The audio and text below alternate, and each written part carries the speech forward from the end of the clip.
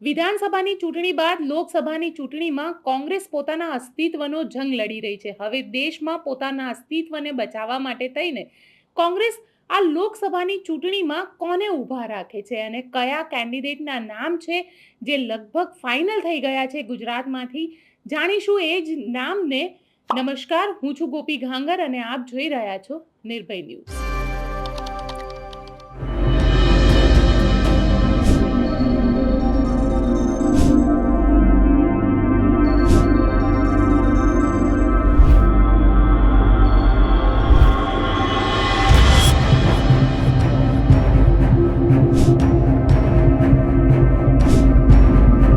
કોંગ્રેસના નેતાઓ સતત કોંગ્રેસ છોડીને ભારતીય જનતા પાર્ટીમાં સામેલ થઈ રહ્યા છે. કોઈ પોતાના ધંધા જોઈ રહ્યા છે તો કોઈ પોતાનો ફાયદો જોઈ રહ્યા છે.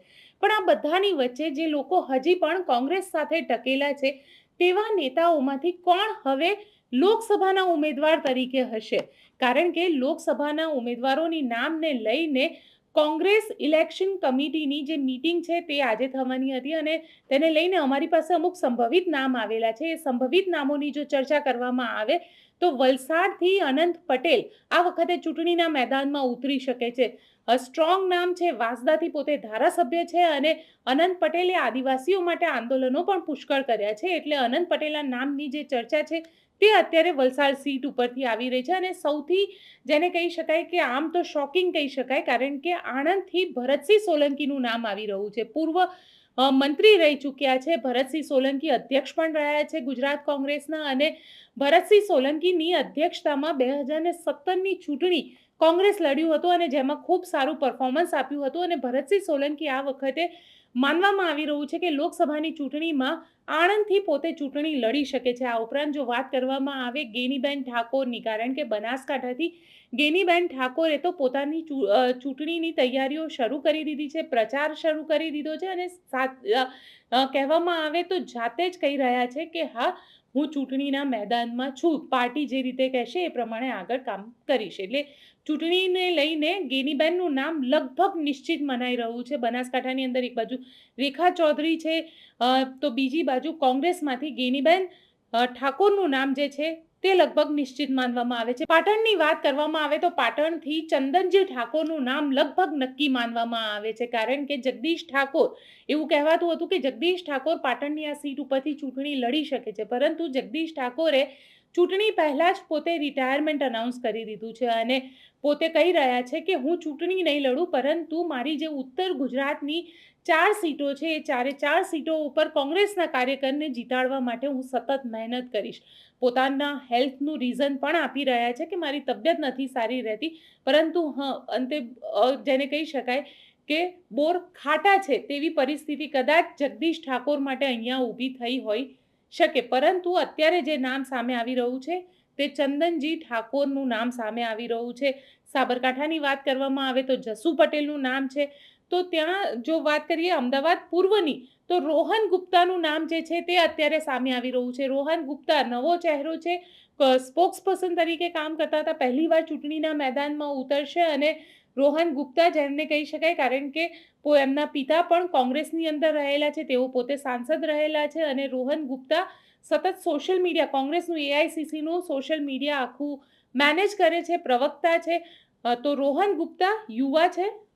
અમદાવાદ પૂર્વની સીટ ઉપરથી તેમના નામની જે ચર્ચા છે તે લગભગ નક્કી માનવામાં આવી રહી છે. સાથે પોરબંદરની વાત કરવામાં આવે, પોરબંદરમાં કોંગ્રેસને પહેલો ઝટકો અર્જુન મોઢવાડિયાએ જ આપી દીધો છે. અને તેવામાં હવે ઉમેદવાર પોરબંદરની સીટ ઉપરથી કોણ હશે તેને લઈને ચર્ચા પણ છે, કારણ કે ત્યાં મનસુખ માંડવિયા કેન્દ્રીય મંત્રી ત્યાંથી ચૂંટણી લડી રહ્યા છે.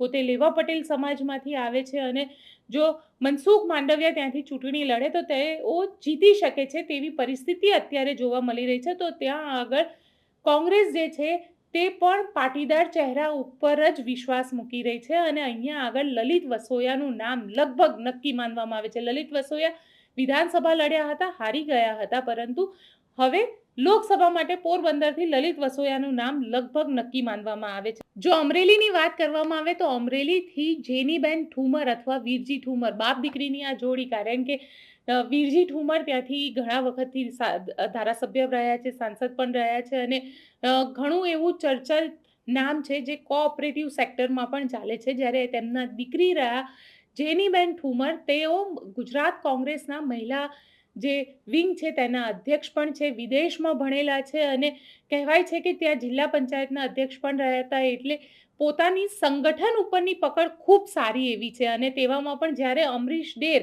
એ પોતે કોંગ્રેસ છોડીને ભારતીય જનતા પાર્ટીમાં સામેલ થઈ ગયા છે, ત્યારે જો અસ્તિત્વની વાત કરવામાં આવે, કારણ કે અમરેલીની અંદર અત્યારે હવે જે લડાઈ છે એ કોંગ્રેસ માટે અસ્તિત્વની લડાઈ છે. ત્યાં આગળ પરેશ ધાનાણી હોય, પ્રતાપ દુધાત હોય, વીરજી ઠુમર હોય, એવું કહેવાય છે કે આ બધા નેતાઓ અંદર અંદર લડ્યા કરે, પરંતુ આ વખતે કોંગ્રેસના પોતાના અસ્તિત્વનો સવાલ છે. એટલે એવું પણ કહેવાય રહ્યું છે કે બધા જ નેતાએ મળીને સર્વસંમતિથી જે નામ આપ્યું છે તે જેની ઠુમરનું આપેલું છે. જો જેની ઠુમર નહીં હોય તો વીરજી ઠુમર આ વખતે ત્યાંથી ચૂંટણીના મેદાનમાં ઉતરી શકે છે. ગાંધીનગરની વાત કરવામાં આવે તો ડોક્ટર હિમાંશુ પટેલના નામની ચર્ચા જબરજસ્ત થઈ રહી છે. હિમાંશુ પટેલ પહેલા પ્રવક્તા રહ્યા હતા ગુજરાત કોંગ્રેસના, અને હિમાંશુ પટેલના નામની ચર્ચા પણ જે છે તે હવે શરૂ થઈ ચૂકી છે. અને અમદાવાદ પશ્ચિમની વાત કરવામાં આવે તો ભરત મકવાણા અથવા યોગેશ મકવાણા, આ બંનેના નામની ચર્ચા પણ અત્યારે ચાલી રહી છે. સામે ભારતીય જનતા પાર્ટીએ દિનેશ મકવાણાને ટિકિટ આપી છે, એટલે એ પણ જોવાનું દિલચસ્પ રહેશે કે આ સીટ ઉપર ભરત મકવાણા કે યોગેશ મકવાણા કોને ટિકિટ આપવામાં આવે છે, કે પછી કોઈ એવું નામ આવે છે જેમ કે શૈલેષ પરમાર. કારણ કે શૈલેષ પરમારના નામની પણ પહેલા ચર્ચા ખૂબ થઈ રહી હતી. એટલે કોંગ્રેસના નામ હવે લગભગ 10 સીટોને લઈને નિશ્ચિત માનવામાં આવી રહ્યા છે. કોંગ્રેસ ઇલેક્શન કમિટીની જે મીટિંગ છે તે મીટિંગ પણ આજે થઈ છે. એટલે એવું માનવામાં આવી રહ્યું છે કે આજે રાત્રે અથવા તો કાલે સવાર સુધીમાં, અથવા તો લેટ બાય લેટ કહી શકાય, તો આવતીકાલે સાંજ સુધીમાં કોંગ્રેસ તેમના જે ફિક્સ નામ છે, જે 10 નામ, જેમાં લગભગ બધું જ નિશ્ચિત છે, જ્યાં આગળ કોઈ પ્રકારનો વિવાદ નથી, તેવા આ 10 સીટોના નામ જે છે તેની ઘોષણા કરી શકે છે. એટલે આ 10 નામ છે જે સંભવિત નામ છે, જે કોંગ્રેસમાંથી આ વખતે લોકસભાની ચૂંટણીના મેદાનમાં આપણને જોવા મળી શકે છે. આપને અમારો રિપોર્ટ કેવો લાગ્યો કોમેન્ટ બોક્સમાં ચોક્કસથી જણાવજો. અમારી ચેનલ નિર્ભય ન્યૂઝને લાઇક, શેર અને સબસ્ક્રાઇબ કરવાનું ભૂલશો નહીં. આભાર.